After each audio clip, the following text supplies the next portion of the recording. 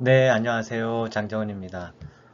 최근에 저희 8월 달에 한국정신분석 심리상담학회 아카데미에서 자기심리학 수업이 개설되는데 그 수업에 대해서 문의하시는 분들이 계셔서 일단 영상으로 올려서 참조하시라고 이렇게 유튜브에 올립니다. 자기심리학은 정신분석의 한 가지 흐름으로 미국 시카고에서 꽃을 피웠던 그런 정신분석 학파이죠. 하인즈 콧 아마 여러분 다 아실 거라고 생각합니다.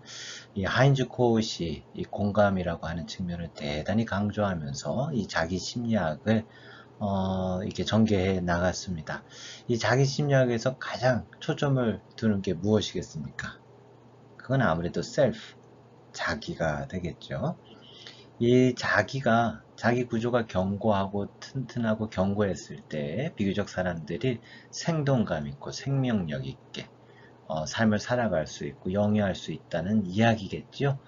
이 자기감이 좋을 때, 자기감이라고 하는 것은 내가 나 자신에 대해서 꽤 괜찮게 느껴지는 거란 말이죠.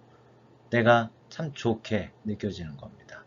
이런 상태에 있을 때에 비교적 정신병리에서 멀어져서 건강하게 살아갈 수 있다고 하는 것이 바로 자기심리학의 핵심적인 주제입니다. 그래서 자기심리학입니다.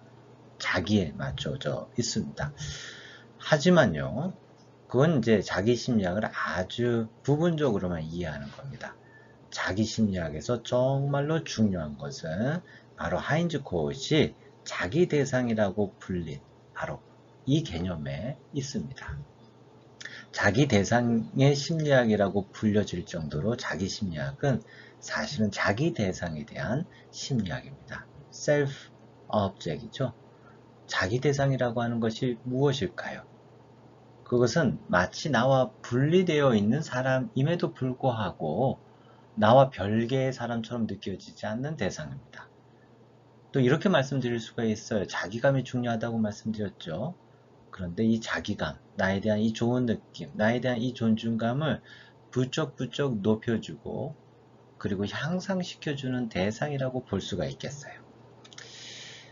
예, 여러분이 뭐 예를 들어서 회사에 출근했을 때든 혹은 어느 단체에 갔을 때든 나를 알아주는 사람들이 있어요.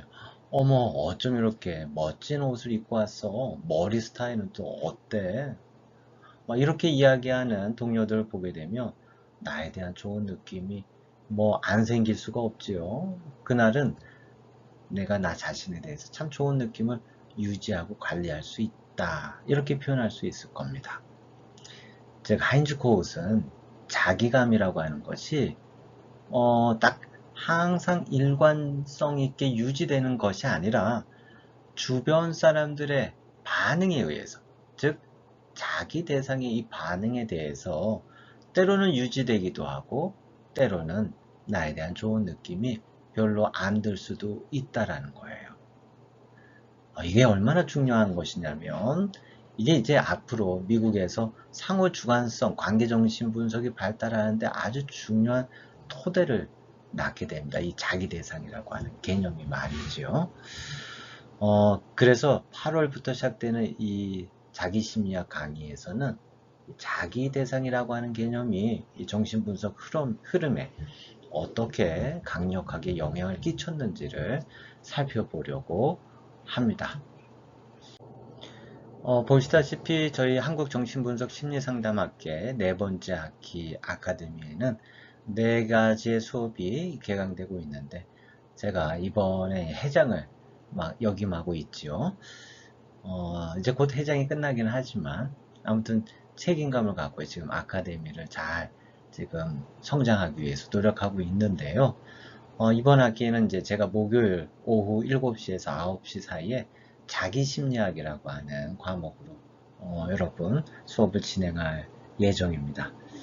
뭐 자기심리학에 대해서는 말씀을 드렸지만 자기심리학이라고 불려지지만 사실 자기 대상의 심리학이다 라고 표현하는 것이 맞을 정도로 이 자기 대상이라고 하는 개념이 이후의 정신분석 발전에 큰 영향을 끼치게 됩니다. 이 자기 대상이라는 개념을 강조하면서 또 어쩔 수 없이 살펴볼 수밖에 없는 개념이 바로 공감입니다. 이 하인즈 코웃은 처음에 이 정신분석 학계에 입문할 때에도 공감의 이 주제로 논문을 쓰면서 학계에 들어왔고요. 그리고 또 마지막 컨퍼런스에서 죽기 나흘 전이었죠. 그때 발표했던 논문도 바로 공감에 대한 것이었습니다. 그만큼 평생 공감에 대해 연구했던 학자입니다. 에이, 무슨 상담이 공감으로만 치유되나요? 라고 말씀하실지 모르지만 그건 공감을 잘 이해하지 못하기 때문에 그렇습니다. 이 공감이라고 하는 것은 정말 중요한 상담적 개입입니다. 그건 단지 이 상담의 어떤 신뢰관계를 맺기 위한 하나의 전제가 아닙니다. 그것은 치유 그 자체이며 치유의 아주 중요한 수단입니다. 그 중요성을 어떻게 다 설명할 수 있을까요? 여기에선 다 설명하기 어렵습니다. 공감의 이 치유력이라든가 자기 심리학에서 이야기하는 이 자기 대상이 어떻게 치유를 불러일으키는가, 이 주제는 앞으로 3달에 걸쳐서 제 수업에서 아마 다뤄지리라고 생각합니다. 저는 공감이란 말도 좋아하지만 조건 없는 이해라고 하는 것을 상당히 중요하게 생각합니다. 이걸 이제 잘못 오해하게 되면 큰 오해를 불러일으킬 수 있는 그런 말이기도 한데요. 조건이 없는 이해라고 하는 것은 정신분석에서 중립성이라고 하는 정신분석가의 중요한 자세와 태도를 설명하는 또 개념이기도 할 수 있습니다. 이 조건 없는 이해가 펼쳐졌을 때에 사실은 하인츠 코웃에게 있어서 아주 중요한 자기 대상 전이라고 하는 것이 불러일으켜질 수 있다고 말씀드릴 수 있겠습니다. 참 복잡하고 어려운 개념이지만 이 하인츠 코웃에게 있어서 전이라고 하는 것은 단지 어린 시절의 재현, 어린 시절의 중요한 대상과의 관계가 재현되고 나타나는 것일 뿐만 아니라 거기에는요, 전이가 있다고 하는 것은 발달이 새롭게 촉진되고 활성화된다는 것을 의미합니다.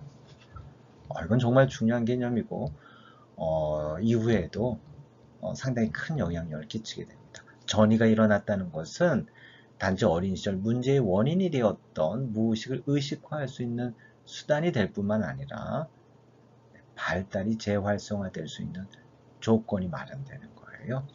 그래서 조건 없는 이해는 이 자기 대상 전이를 불러일으키는 중요한 수단이 되는데, 여기에서 이렇게 읽어 드릴 수가 있습니다. 상담자가 내담자의 존재 방식에 공감한다면 상담자의 마음에는 그를 바꾸려는 생각이 들지 않는다. 우리가 그들의 생각과 행동을 이상하다거나 좋지 않다라고 여기는 것은 그를 그 사람의 입장이 되어 이해하지 않고 외부에서 바라보고 있기 때문이다.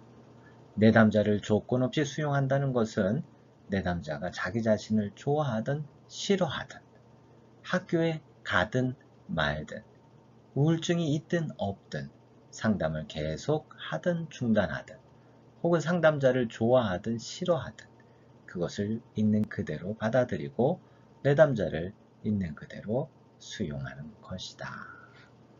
네, 이것은 내담자를 우쭈쭈 해주는 것이 아닙니다. 그 내담자가 이 상담 관계에서 이 대화로 풀어내는 이 내담자의 존재를 아무런 조건 없이 이해하는 거예요. 이게 아주 중요한 판단 없이 듣는 것, 중립성이라고 말씀드릴 수 있어요. 코웃에 따르자면 이것이 성립되었을 때에 자기 대상 전이라고 하는 발달이 촉진되는 환경이 나타나는 겁니다.